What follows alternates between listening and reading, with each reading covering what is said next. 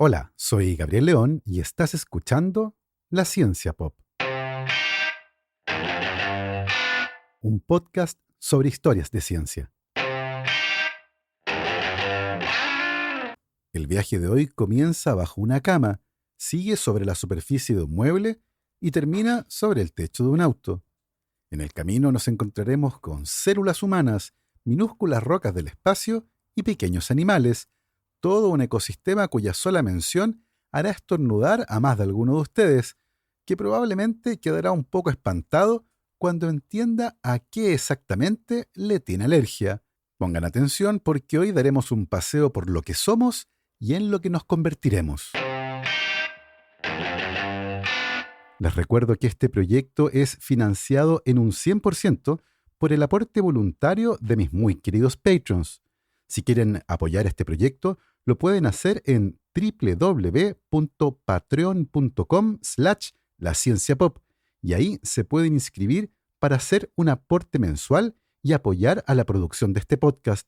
Como siempre, agradezco el apoyo de mis muy queridos patrons: Paola Oyarzún, el artista Ariel Guerrero, Rhonda Butler, Bruno Gisling, Silvana Cartagena y sus hijos Dante y Gabriel Chimino, Andrea Méndez, Guillermo, Sebastián y Celeste Acuña, Edu Arnelo, Mr. Corner, Juan Francisco San Martín, Juan Pablo Cortese, Gail Jewell, Javier Ocaranza, J. Pérez, Matías y Chay, la familia Verdugo Enríquez, Andrés Arias, Martina y Gaspar Fernández, César Antonio Cid, la familia Moya Velázquez, Liliana Guzmán, Jordi Torras, Katia Ramírez, Rolando Cosio, Víctor Bucarey, Julio Serrano, Javiera Castro, Wolfram Gurlich, la familia Gallegos Iturriaga, Maricruz Ormeño, Los Piñones Guísica, Playita Restobar Guanaqueros, Joel Moya, Rodrigo Salas, Luciano Santana, Alecito Enríquez, Tumbo y Aceituno Crisóstomo, Manguito,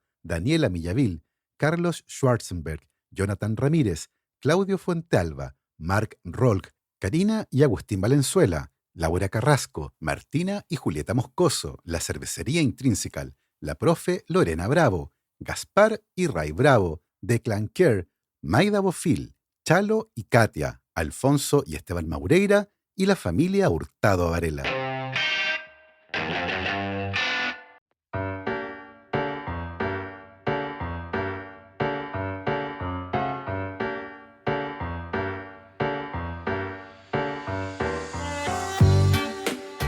El Museo de Arte de Keelung nació en Taiwán como parte de un esfuerzo mayor por revitalizar culturalmente la ciudad portuaria de Keelung, que durante décadas había estado marcada por la actividad industrial, el clima duro y el declive económico del puerto.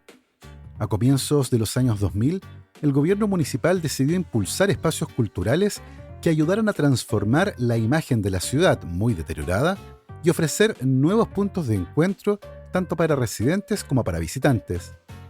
El edificio donde funciona el museo no fue siempre un museo. Originalmente albergaba dependencias administrativas de la ciudad, pero fue remodelado profundamente para convertirse en un centro de exposiciones. El Museo de Arte de Keelung abrió sus puertas el año 2003, convirtiéndose en la primera institución dedicada exclusivamente a las artes visuales en esa ciudad.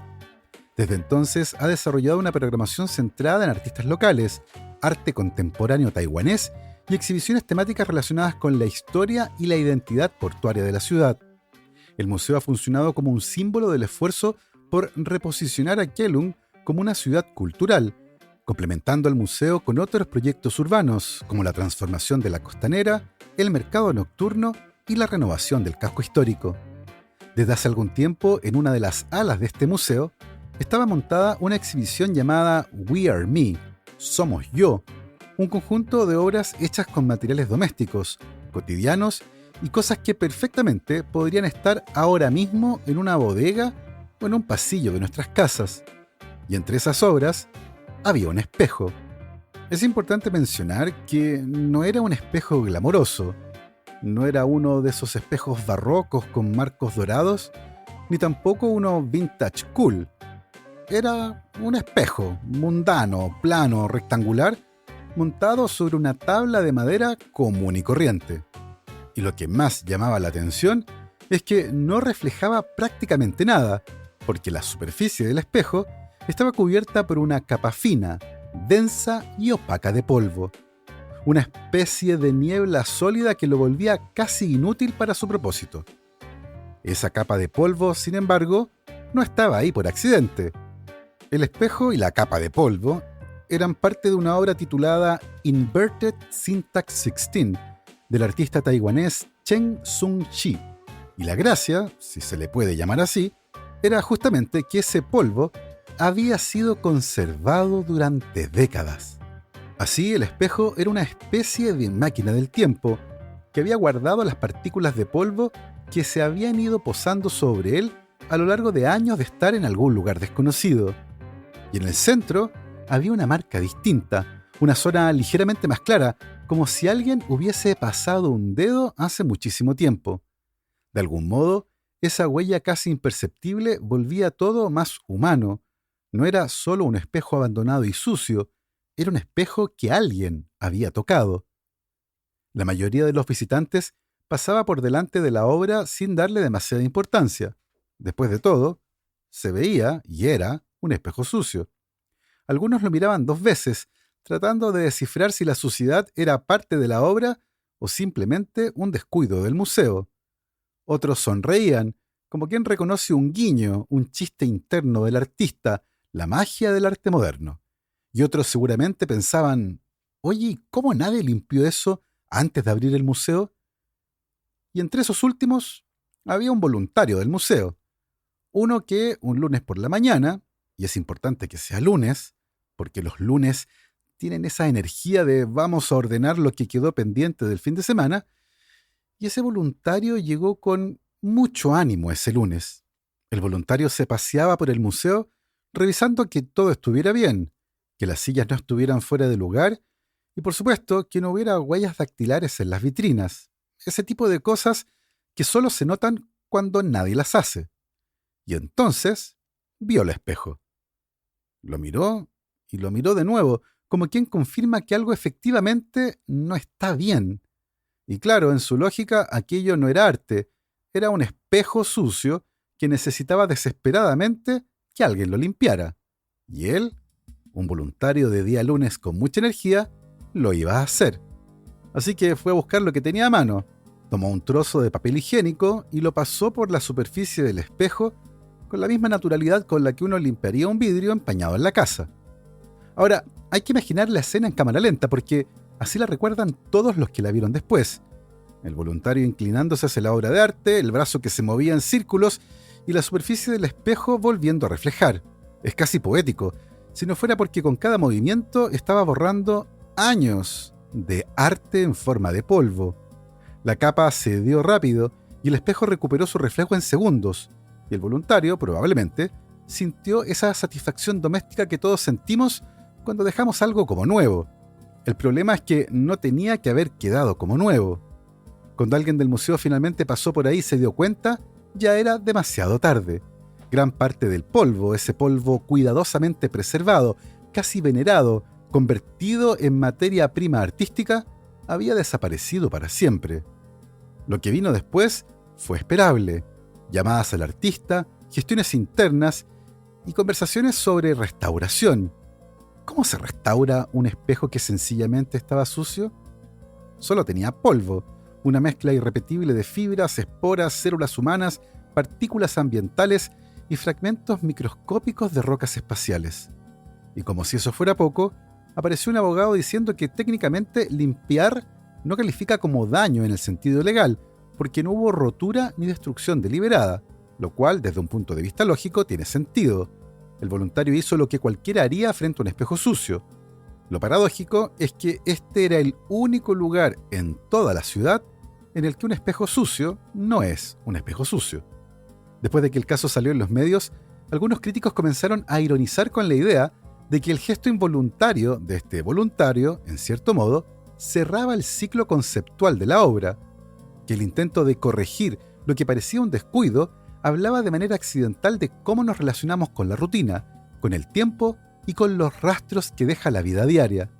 Otros más prácticos dijeron que era simplemente un error y que había que señalizar mejor las piezas de arte que parecen objetos abandonados. Pero el comentario que más se repitió y que quizás mejor captura el espíritu de esta historia, fue este. El arte contemporáneo a veces nos pide que suspendamos nuestras intuiciones más básicas, que dejemos de pensar en términos de esto está sucio, esto está roto o esto está viejo, que miremos cada cosa 2 veces y que le demos permiso a lo cotidiano para convertirse en otra cosa. Porque después de todo, el polvo es una de esas cosas que conviven con nosotros tan cerca que sencillamente dejamos de verlo. El polvo está por todos lados, en la mesa, en la repisa, bajo la cama, flotando en ese rayo de luz que entra por la ventana en la mañana. Y sin embargo, casi nunca pensamos en él. Lo tratamos como un estorbo, una señal de descuido, algo que hay que eliminar para que las cosas se vean bien. Pero si uno se detiene un poco, y esa es la invitación, y si respira hondo y decide mirarlo con curiosidad, el polvo se convierte en una especie de crónica silenciosa del mundo. Porque el polvo, en primer lugar, no es solo una cosa. Es una mezcla de fragmentos minúsculos que vienen de todas partes, un collage invisible hecho de células de piel que mudamos sin darnos cuenta, fibras que se desprenden de nuestra ropa cuando caminamos, polen que entra volando sin permiso, partículas de tierra que viajan desde el exterior, restos microscópicos de insectos que vivieron y murieron en nuestras casas y esporas de hongos que flotan como visitantes permanentes. Y todo eso convive sobre nuestros muebles, mezclado como si hubiese sido diseñado por un artista obsesionado con lo diminuto. Y aunque nos dé un poco de pudor admitirlo, una porción no menor del polvo que vemos es literalmente parte de nosotros mismos. Si uno pudiera encogerse hasta el tamaño de una mota de polvo y caminar por la superficie de un mueble olvidado, el paisaje sería sorprendente. No es un terreno plano y gris, sino un mundo lleno de colinas hechas de fibras textiles, planicies formadas por células muertas, estructuras extrañas creadas por partículas de polen, pequeños cráteres donde las esporas de hongos se instalan como colonias. Un ecosistema completo, pero tan pequeño, que solo existe para quienes se toman el tiempo de mirarlo a través de un microscopio. Eso al menos es, en líneas generales, lo que sabemos sobre el polvo doméstico, ese que se acumula en las casas. El polvo externo, en cambio, es un viajero incansable. Proviene del suelo, de caminos de tierra, de cerros y jardines que con el viento se van desarmando. También trae consigo hollín de motores, cenizas de incendios, residuos industriales, más polen, sal marina y partículas formadas en la atmósfera por la contaminación. El polvo puede cruzar ciudades enteras o viajar miles de kilómetros. Es un polvo más mineral, más duro y más variado, que cuenta la historia del paisaje, del clima y de la actividad humana alrededor. En resumen, el polvo de interior es un retrato íntimo de nuestras rutinas. El polvo de exterior es una postal amplia del mundo que nos rodea. Uno es nosotros y el otro todo lo demás. Y en ambos casos, el polvo es parte del paisaje, y ese paisaje, por supuesto, no está quieto. Como les decía, el polvo viaja, a veces unos pocos centímetros, movido por una corriente de aire o por nuestros pies que se mueven por las casas, pero otras veces viaja miles de kilómetros. El polvo del planeta es tan inquieto que puede llevarse consigo microorganismos, compuestos químicos y hasta rastros de lugares remotos que nunca veremos. Es, en cierto modo, la correspondencia más silenciosa que existe. Y no es solo terrestre. En el espacio, el polvo tiene una presencia casi romántica. Nubes de partículas microscópicas orbitan estrellas jóvenes y con el tiempo comienzan a juntarse, como el polvo que se acumula bajo una cama, y comienzan lentamente a pegarse unas con otras, como si fueran migas de pan húmedas. De ese proceso nacen asteroides, lunas y planetas. La Tierra, este lugar donde estás sentado ahora, empezó siendo un conjunto de granos de polvo flotando en un disco de polvo cósmico hace miles de millones de años. Así que cuando miremos el polvo en nuestro velador, o cuando se asomen debajo de la cama, por muy exagerado que suene, están mirando a un primo lejano de lo que terminó convirtiéndose en nosotros. En la vida cotidiana, en cambio, el polvo tiene un ritmo más humilde. Se posa lentamente, como si el tiempo usara las partículas para marcar su paso. Lo que nos parece suciedad puede ser una línea de tiempo microscópica, un registro de semanas o meses, de ventanas abiertas, de visitas, de estaciones del año, y cuando pasamos un paño y lo retiramos, hacemos desaparecer esa historia en segundos. Por eso no es raro que un artista pueda ver en el polvo algo más que un enemigo doméstico.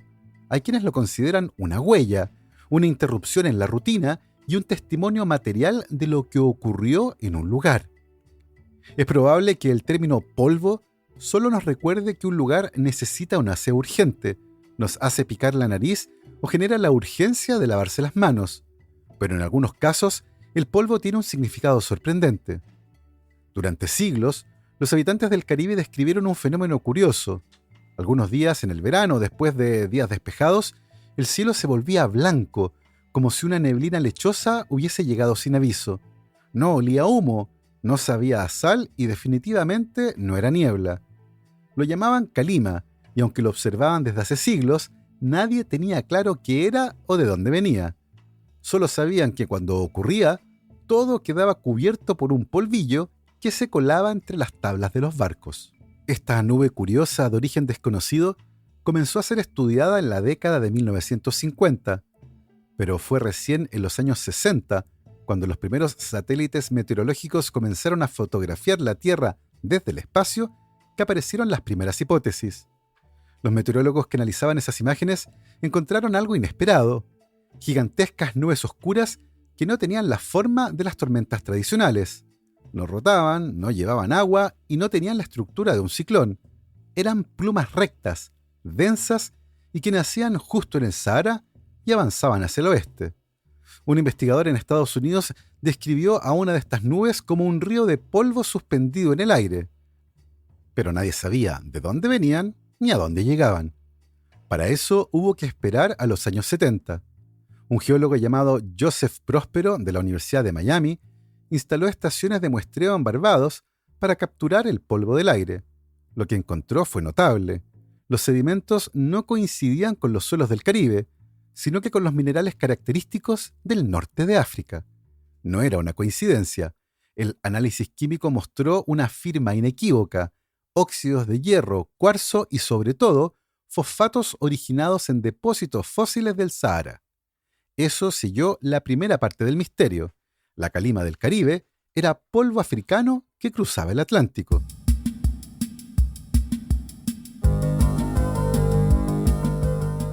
El doctor Próspero siguió ampliando el mapa del polvo durante las décadas siguientes. Instaló estaciones de muestreo a lo largo del Caribe, instrumentó campañas aéreas y colaboró con varios laboratorios que analizaban las partículas mediante microscopía electrónica. Fue en esa época cuando comenzaron a acumularse datos de un lugar muy particular: la depresión de Baudelaire, en Chad. Allí los vientos acelerados por dos cordilleras levantaban todos los años cantidades desproporcionadas de partículas finísimas ricas en fósforo, formadas por restos de microorganismos que vivieron en un antiguo lago prehistórico en África. Esas partículas increíblemente ligeras eran las favoritas del viento. Como cometa, el viento las levantaba y sabía exactamente a dónde llevarlas.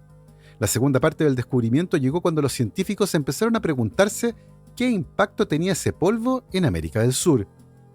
A comienzos de los 2000, la NASA lanzó el satélite Calypso, un instrumento capaz de detectar aerosoles mediante un láser que atraviesa la atmósfera y analiza cómo retrodispersan la luz.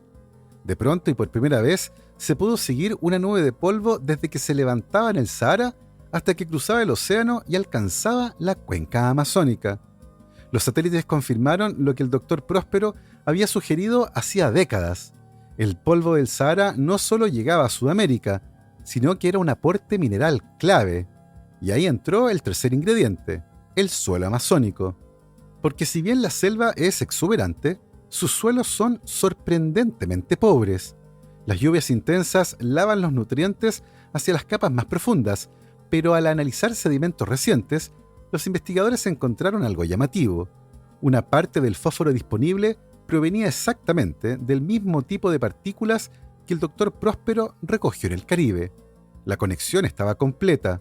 En 2015, un estudio de la NASA dirigido por Hong Yu estimó con precisión la magnitud del fenómeno.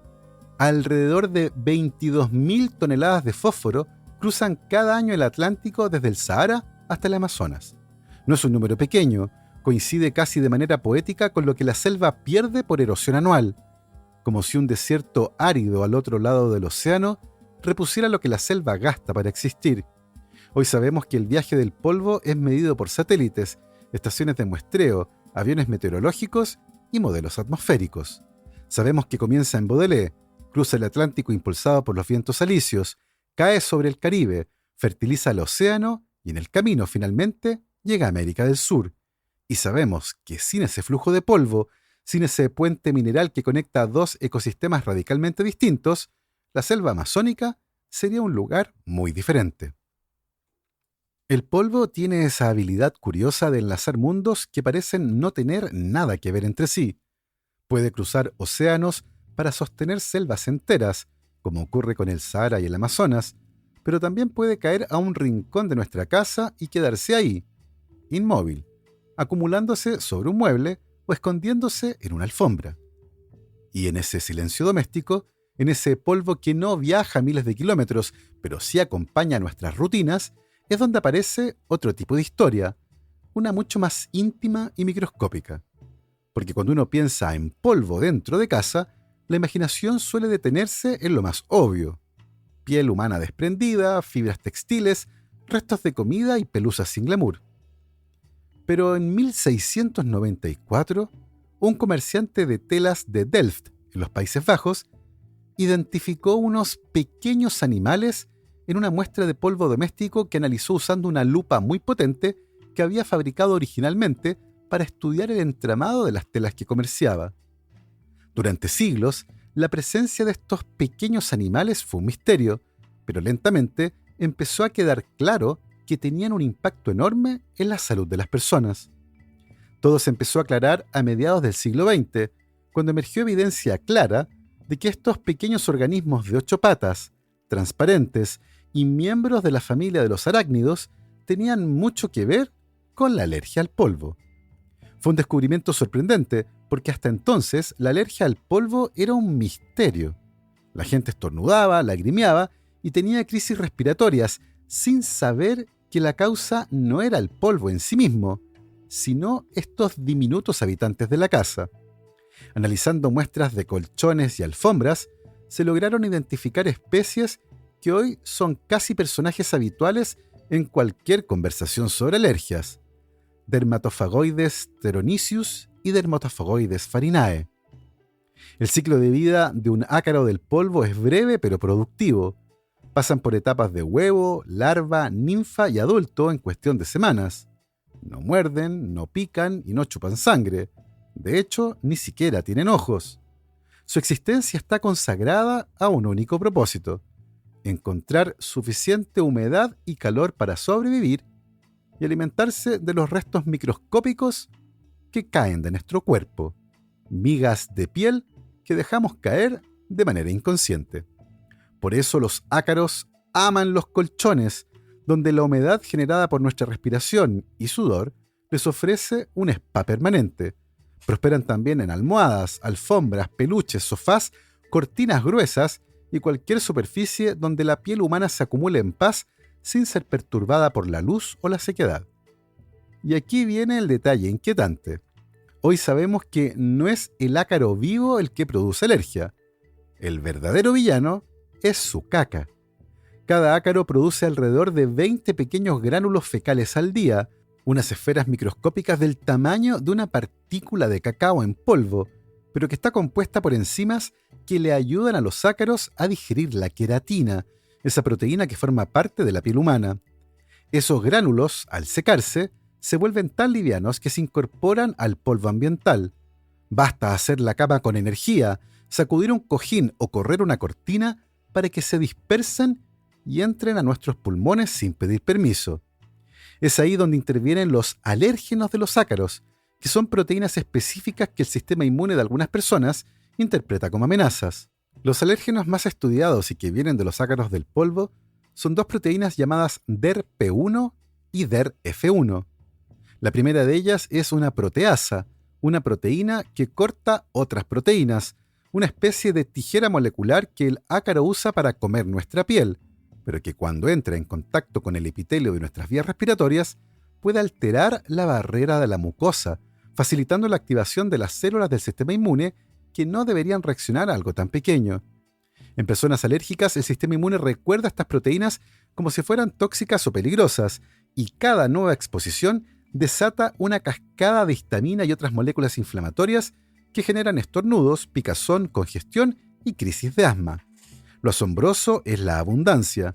En 1 gramo de polvo doméstico puede haber miles de ácaros y millones de gránulos fecales. Los estudios que siguieron al descubrimiento en los años 60 confirmaron que los síntomas alérgicos se correlacionaban mucho más con la carga de estos alérgenos específicos que con cualquiera otra característica del polvo. Así, lo que parecía una alergia general al polvo se convirtió, al menos en parte, en una alergia muy concreta a proteínas que forman parte de los excrementos de los ácaros del polvo. Esta historia es interesante por el contraste en las escalas. Por un lado, un desierto fertilizando una selva, y por otro, una mota de polvo doméstico detonando un ataque de asma. Y así aparece la idea que sostiene toda esta historia. El polvo, en cualquiera de sus formas, es un recordatorio de que la vida está hecha de viajes invisibles, de materiales que se mueven sin que lo notemos, de organismos que conviven con nosotros incluso cuando no los vemos, y en el caso de los ácaros, de que a veces las criaturas más modestas pueden tener un impacto enorme no solo por hacer lo que saben hacer, vivir, comer y reproducirse, sino que también porque dejan su huella en el polvo que respira toda la casa. Si bien el polvo parece algo que está en todos lados, la verdad es que hay ciertos lugares en donde su presencia puede ser catastrófica. Las salas limpias, donde se fabrican microchips, son en esencia una guerra declarada contra el polvo.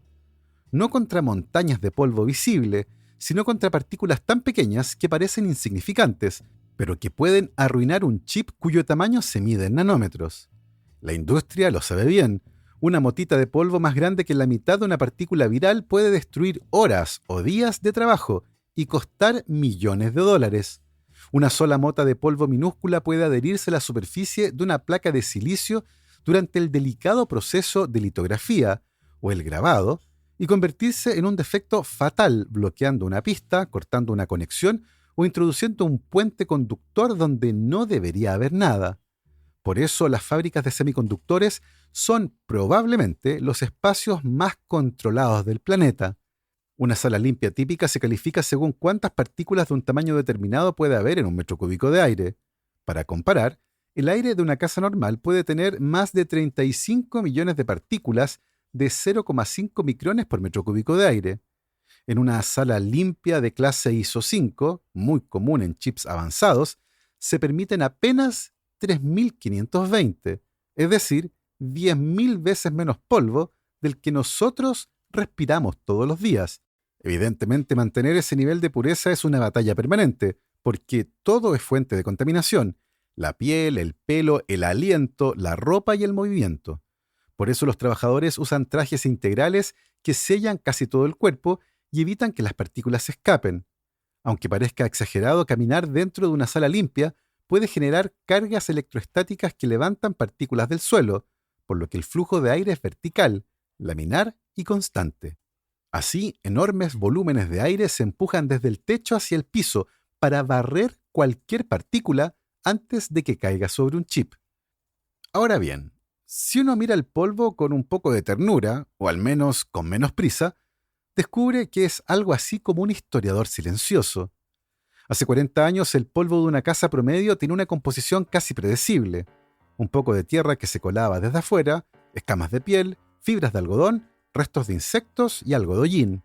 Era un retrato sencillo de la vida doméstica, casi pastoral en comparación con lo que encontramos hoy, porque el polvo del siglo XXI arrastra el rastro material de nuestra vida moderna: microfibras sintéticas que se desprenden de la ropa técnica, fragmentos diminutos de plásticos que se liberan cada vez que abrimos un envase, residuos de cosméticos y de productos de limpieza que se volatilizan sin que lo notemos, retardantes de llamas, partículas de tintas digitales y compuestos que ni siquiera existían cuando tus abuelos limpiaban la casa los domingos por la mañana. El polvo actual es, en cierto modo, el archivo físico de nuestra era, un registro microscópico de lo que usamos, de lo que respiramos, de lo que se fabrica a nuestro alrededor y que termina flotando sobre el velador sin que nos demos cuenta. No es un simple estorbo sobre una repisa, es una cápsula de tiempo, una colección involuntaria de rastros que cuentan cómo ha cambiado nuestra relación con los objetos y con las tecnologías que invaden cada rincón de nuestra vida. Y quizá ahí esté la paradoja más fascinante. Mientras el polvo del Sahara viaja miles de kilómetros para nutrir a la selva amazónica, el polvo de nuestra casa viaja apenas unos metros, pero guarda en él la historia íntima de cómo vivimos ahora, en esta época en que lo invisible, desde los ácaros hasta los microplásticos, termina siendo, de algún modo, lo que más habla de nosotros. Así hemos llegado al final de esta polvorienta historia. Espero que les haya gustado. Yo me despido, como siempre, agradeciendo el apoyo incondicional de mis muy queridos Patreons: Cristian Oteiza, Alberto Montt y Laura, Germaín Araya, Ana Lucía Luna, Simón Castillo Riedemann, Luciano Cisterna, Ricardo Yáñez, Cristian Fraser, la familia Helfman von de Sauer, Giuseppe Carufo, David Pelao Pérez, Michelle Baró, Pablo y Milesita Villalobos, José Tanús, Pedro Castillo, José Luis Ulloa, Luz María Hernández, Marcela Martínez, Cristóbal Orellana, Diego Riquelme, Mauricio Silva, la familia Yuri Martínez, Claudio Oyarzo y Toña, Cirilo, Fede y Pola, la familia Calanqueirolo, Alejandra Díaz, Fernando Araya, la familia de la Cruz Morales, Cosca y Banya, la familia Fuentes Schonfeld, la familia Tíez Ríos, Beatriz Geldres, Juan Catipillán, Paula Lagos, Sandra Marras, Giovanni Rosales, Olivia Artigas, Sergio Yuri Espinosa, Los Rojas Peredo, Mario Vicuña, Elena Arias, Laura Varela, San Blas La Serena, Lucía Ollarse, la carrera de Ingeniería en Estadística y Ciencia de Datos de la Universidad de Valparaíso, la familia Acuña Landaur, Patti y JP de La Serena, Elena Gatica y Felipe González Sodar. Nosotros nos volvemos a encontrar el próximo viernes. Que estén muy bien, cuídense mucho, lávense las manos y por supuesto, que la ciencia los acompañe.